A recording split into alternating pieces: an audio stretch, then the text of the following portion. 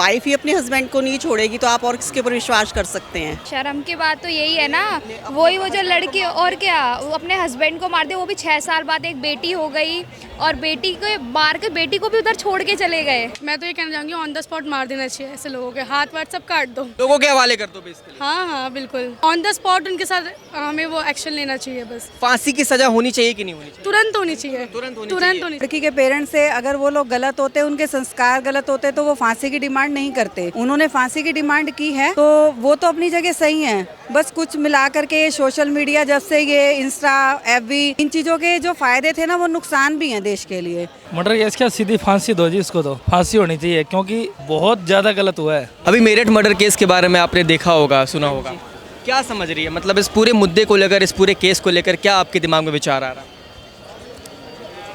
बहुत बुरा हाल हो गया है इंडिया का। जी। जब वाइफ ही अपने हस्बैंड को नहीं छोड़ेगी तो आप और किसके ऊपर विश्वास कर सकते हैं। मॉरल सपोर्ट ढूंढने के लिए किसी के साथ अफेयर करना, जिसे हम एक्स्ट्रा मैरिटल अफेयर कहते हैं, किसी और के सहारे की ज़रूरत लेना, फिर उसके बाद उसका कत्ल कर देना, ये तो बिल्कुल बहुत गलत बात है ये। ऐसा तो होना ही नहीं चाहिए। आप डाइवोर्स दे दो, आपको उसके साथ नहीं रहना तो, या आपको उसका पैसा चाहिए था, सिर्फ उसका साथ नहीं चाहिए था, सिर्फ पैसा चाहिए था उसको।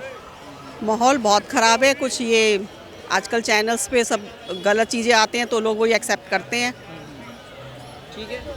मैडम, हमारे देश के जो युवा हैं, जो युवा पीढ़ी है, ये किस चक्करों में फंस रही है? मतलब कि ऐसा देखा जाए कि अक्सर है, अभी बहुत सारे केसेस आ गए शादी के कुछ टाइम के बाद भी लोग सुसाइड करने पे उतारू हो गए हैं, या फिर कहीं ना कहीं डिवोर्स की बात चल रही है। सर मैं एक मैट्रिमोनियल चलाती हूँ। उसमें आजकल क्या आ रहा है कि रिश्ते सिर्फ पैसे से बनाए जा रहे हैं। लड़कियाँ जो हैं पैसे के पीछे भाग रही हैं और जो लड़के वाले हैं वो सुंदरता के पीछे भाग रहे हैं। तो कुल मिला के रिश्तों में रिश्तों की अहमियत नहीं है, या लड़कों के लिए, लड़कियों के लिए है तो पैसे की अहमियत है, और लड़के वाले जो हैं सुंदरता को देखते हैं। परिवार विचार और जो लड़कियों को संस्कार है वो चीज़ों से हमारा देश बहुत आगे भाग रहा है। एक आखिरी सवाल करूंगा, शादी के वक्त 7 फेरे लेते हैं हम और एक दूसरे के साथ वादा करते हैं साथ निभाने का, लेकिन बाद में एक 6 साल की मासूम बेटी, मतलब शादी के इतने सालों के बाद भी उसे इंसान के जितने बार फेरी ली उससे दुगने उसके शरीर के टुकड़े कर देते हैं। तो ये हमारे देश में इस तरीके की घटना है, ये हमारे देश का दुर्भाग्य है। ऐसा हो रहा है, फॉरेन कंट्री से भी इस मामले में बहुत बैड हो गया है यहाँ पर। तो ऐसा होना नहीं चाहिए। बाकी जो लड़की के पेरेंट्स से अगर वो लोग गलत होते, उनके संस्कार गलत होते तो वो फांसी की डिमांड नहीं करते। उन्होंने फांसी की डिमांड की है तो वो तो अपनी जगह सही हैं। बस कुछ मिला करके सोशल मीडिया जब से ये इंस्टा एफबी इन चीज़ों के जो फ़ायदे थे ना वो नुकसान भी हैं देश के लिए। छोटे छोटे बच्चे वो देखते हैं, उससे मतलब अच्छी चीज़ें तो नहीं कैच करते, गलत साइड ज़्यादा ले रहे हैं। तो कुछ सरकार को कुछ लिमिटेशन रखनी चाहिए कि 18 साल से छोटे बच्चों को इन चीज़ों के लिए कुछ पाबंदी लगानी चाहिए। तो सोशल मीडिया पे जो ज़्यादा ये आने लगे हैं वीडियोस वगैरह, इसकी वजह से भी बच्चों में ख़राब असर हो रहा है। तो थोड़ा सा गवर्नमेंट को ध्यान देना चाहिए कि छोटे छोटे बच्चों के कोई कुछ किसी तरीके से कोई रूल बनाया जाए। इस पूरे मुद्दे पे सबसे शर्म की बात क्या लगी आपको, जो भी आपने खबरों में देखा, जो भी नोटिस किया? शर्म की बात तो यही है ना, वही वो जो लड़की और क्या वो अपने हस्बैंड को मार दे, वो भी 6 साल बाद एक बेटी हो गई और बेटी को मार के बेटी को भी उधर छोड़ के चले गए और खुद घूमने चले गए।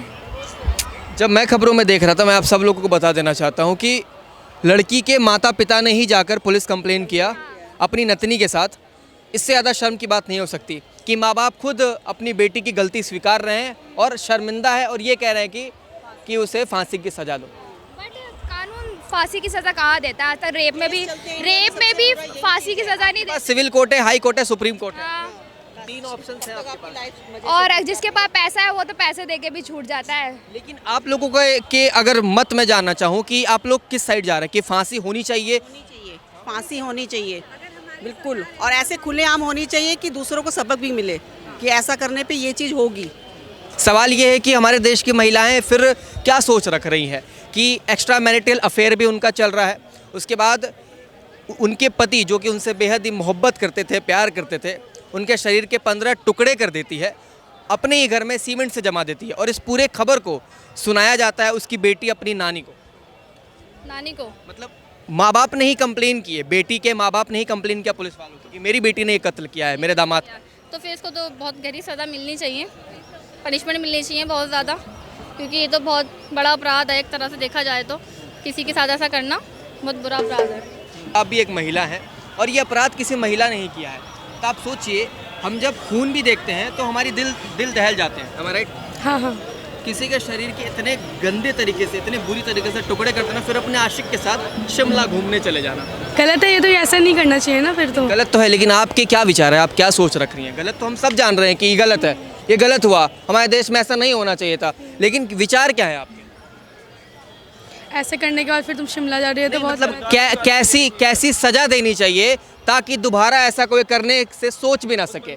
सवाल ये है कि क्या सजा देनी चाहिए जो दोबारा कोई सोच भी ना सके, सपने में भी ना आए कि ऐसा कुछ हम कर सकते हैं क्या?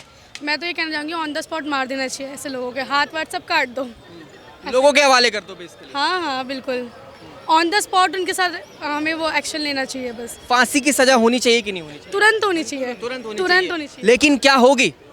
होगी तो नहीं बट पर होनी चाहिए, हम लोगों के साथ देखना चाहते हैं। हाँ जी सर, क्या कह रहे हैं आप? मैं कह रहा हूँ देखिए होनी चाहिए, ठीक है ना, क्योंकि देखिए जैसे से हम जेंट्सों के लिए कानून है वैसे से इन लोगों के लिए भी कानून होना चाहिए, क्योंकि देखिए ये एक केस नहीं, इसके पहले भी एक केस हुआ था, आप जानते हैं, ठीक है ना। तो ये बहुत सारे केस ऐसे सामने आ रहे हैं जिसमें लेडीज़ अपने पति के साथ ऐसा करती हैं, तो उनके लिए भी जैसे जेंट्स के लिए जो कानून है वैसे उनके लिए भी कानून होना चाहिए। जी, शादी हो गई आपकी सर? नहीं, शादी नहीं हुई है। शादी नहीं हुई है, डर लग रहा है शादी करने से?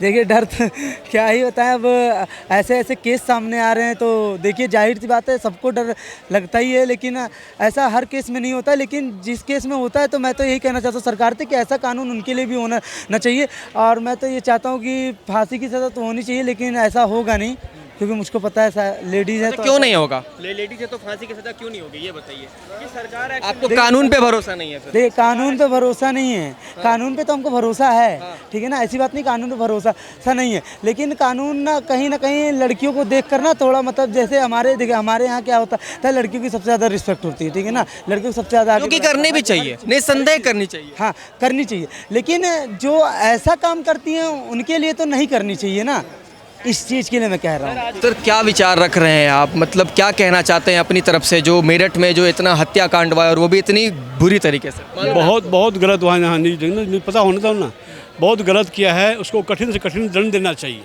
क्या दंड देना चाहिए? कठिन दंड? फांसी लगा देना चाहिए, बिल्कुल मृत्यु दंड देना चाहिए, मृत्युदंड। हाँ। लेकिन कुछ लोगों का कहना है कि इस देश में ऐसी कानून व्यवस्था है, महिलाओं के प्रति सख्ती कम बरती जाती है और शायद वो कहीं ना कहीं बच सकती है, छूट सकती है, सुप्रीम कोर्ट उन्हें माफ़ कर सकता है। नहीं, बचना ही नहीं चाहिए।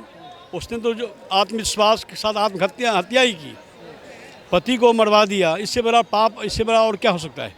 उसको तो पति को मार दिया, मरवा दिया, मार दिया, खुद का दिया है, तो ये तो बहुत ही भयंकर कांड उसने किया है, इसको तो मृत्यु दंड तत्काल दे देना चाहिए।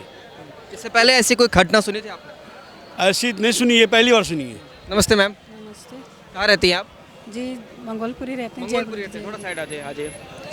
अभी खबरें देख रही हैं आप लगातार? जी बिल्कुल। क्या खबर है अभी, अपडेट क्या है? कल की खबर, परसों की खबर जो है, जो लड़की ने मारा अपने पति को। जी जी जी जी बिल्कुल। हम मामूसी के बारे में बातचीत कर रहे हैं। हाँ, तो उसको तो बिल्कुल फांसी दे देना चाहिए। फांसी देना चाहिए, ऐसा सब लोग कह रहे हैं, लेकिन वही सवाल है क्या फांसी होगी? चलिए अगर फांसी ना भी होती है, लेकिन उन्हें क्या सजा होनी चाहिए जो कि दोबारा कोई भी महिला या पुरुष किसी के साथ ऐसी घटना ना करे? मतलब फांसी के अलावा भी कोई सज़ा है?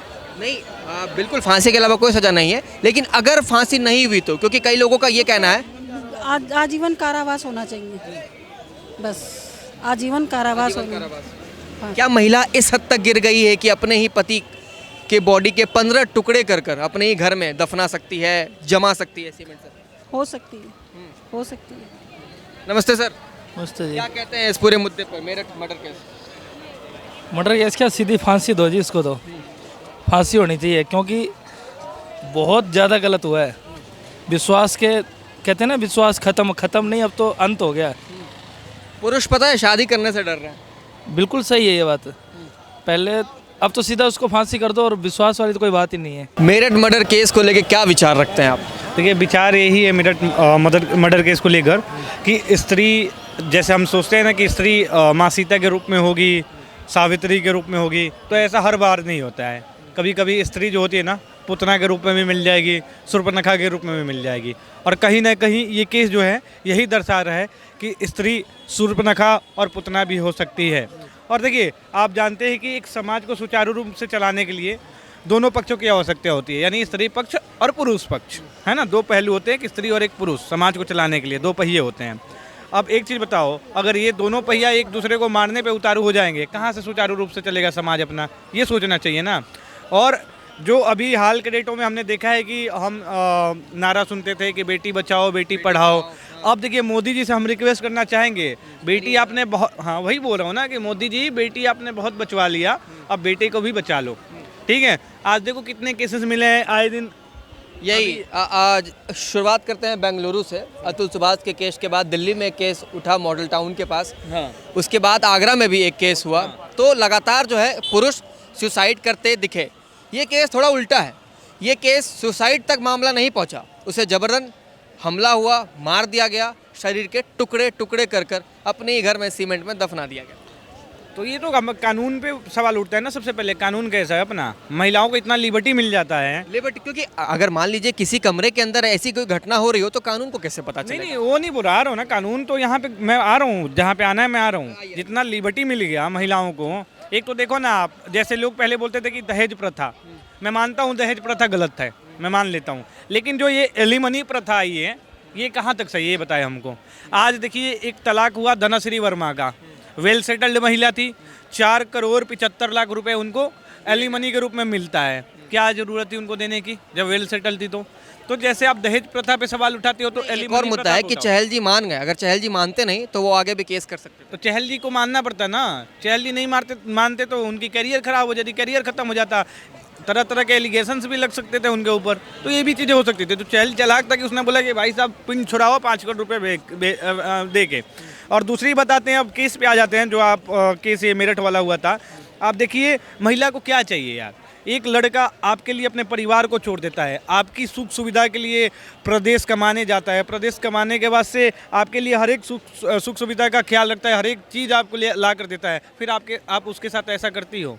और वो जो चिमकांडी से शकल का वो दिख रहा है, क्या नाम है उसका, साहिल। सबसे पहले साहिल शुक्ला जो चिमकांडी से शकल का दिख रहा है, आप देखो ना, सबसे पर्सनालिटी का अगर देख लो, मैचिंग करा लो, तो कहीं ना कहीं सौरभ राजपूत बढ़िया दिखेगा। फिर भी पता नहीं इसको क्या दिख गया उसमें कि भाई साहब सौरभ शुक्ला इसको ब्लैक मैजिक का नाम सुने हैं आप, समझते हैं? हाँ, जादू टोना टोटका। हाँ। तो अपडेट ये भी निकल के आया है। हाँ। जब उसके घर पर छापामारी की गई और जांच पड़ताल किया गया तो उसके घर पे बहुत सारे ऐसे चित्र दिखाई दिए जो कि ब्लैक मैजिक को कहीं ना कहीं इंडिकेट करता है।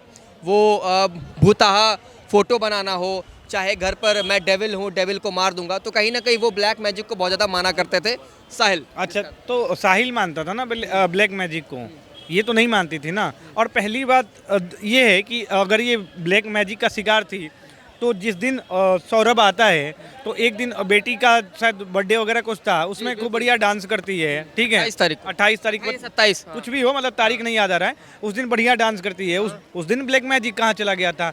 पैसे जिस समय सौरभ दे रहा था उस समय ब्लैक मैजिक कहाँ गया था? मतलब ब्लैक मैजिक, जब आप फंस जाते हो, जब आप गलत कुकर्म करके फंस जाते हो तो आप ब्लैक मैजिक का नाम ले लेते हो। ये दोगलापना होता है जी। दोगलापना सिर्फ पुरुष ही नहीं करते, महिला भी कर सकती है, और ये उदाहरण साफ साफ दिख रहा है कि महिला यहाँ पे दोगलापना कर रही है। ठीक है, शादी हो गई है सर आपकी? नहीं, बिल्कुल नहीं हुई है। तो क्या डर लग रहा है या फिर करना चाहते हैं? नहीं, माहौल तो भय का है ही, माहौल तो भय का है ही, लेकिन सबके साथ वैसा नहीं होता है, सारी महिलाएं वैसी नहीं होती है। देखो, एक चीज़ बता रहा हूँ, समाज में बहुत सी अच्छी महिलाएं भी हैं। जैसे एक आपने केस देखा होगा, नेपाल के कोई इन्फ्लुएंसर दो थे, उनका देखा होगा, ठीक है ना। तो ऐसा भी केस आता है जहाँ पे स्त्री एक पुरुष के लिए अपना सब कुछ न्यौछावर कर देती है। तो ऐसी स्त्रियों को सबसे पहले नमन। हमारे भी घर में हमारी माँ है, हमारे पिताजी के साथ जब से शादी हुआ है तब से रह रही है, ठीक है ना, अपना पूरा जीवन हमारे पिताजी के लिए, हम लोगों के लिए न्यौछावर कर दी। तो भाई सब महिलाएं वैसी नहीं होती है, लेकिन कुछ जो महिलाएं हैं वो ऐसी होती है, और उन्हीं के खिलाफ हम आवाज़ उठा रहे हैं। और जो महिला, आप देखते हो कि एक महिला का रेप होता है ना, तो हम पुरुष हमेशा सड़क पर उतर जाते हैं, हम पुरुष हमेशा उस महिला के लिए न्याय की मांग करते हैं, पुलिस से लड़ते हैं, प्रोटेस्ट करते हैं, हाँ, प्रोटेस्ट करते हैं। लेकिन मैं एक चीज़ देख रहा हूँ कि जब किसी पुरुष के साथ ऐसा हो रहा है तो महिला कहाँ चली जा रही है सब? कोई महिला तो हमें नहीं दिख पा रही है। चाहे आप ये अतुल सुभाष का केस उठा लो, चाहे अभी ये सौरभ राजपूत का केस उठा लो, चाहे आगरा वाला केस उठा लो, चाहे मॉडल टाउन वाला केस उठा लो। मतलब सपोर्ट में काफ़ी कम लोग दिखाई दिए हैं। वही ना, महिला आयोग कहाँ गई? जो महिला आयोग महिलाओं के लिए खड़ा रहती है, वो महिला आयोग अब गई कहाँ? उनको भी तो प्रोटेस्ट करना चाहिए ना। उसको भी तो इंसाफ दिलाना। कानून बदलने की बात करी जाए तो कानून, देखो कानून जब महिलाओं के लिए है तो पुरुषों के लिए कुछ कानून बनाना चाहिए ना। पुरुष तो ऐसा नहीं है कि पुरुष के शरीर में आत्मा नहीं है, पुरुष भी तो भाई आत्मा वाला है, उसको भी तकलीफ होती है। लेकिन ये लोग लगता है कि पुरुष के तकलीफ को भूल चुके हैं और ये बेहद ही गलत है और ये समाज को ख़राब करने का साफ साफ मैसेज दिया है। क्या बोलते हैं इस लड़की ने, मुस्कान, तो इसी पे है ना भैया, मुस्कान झूठी है, पहचान झूठी है, तो वही मुस्कान झूठी निकल गई।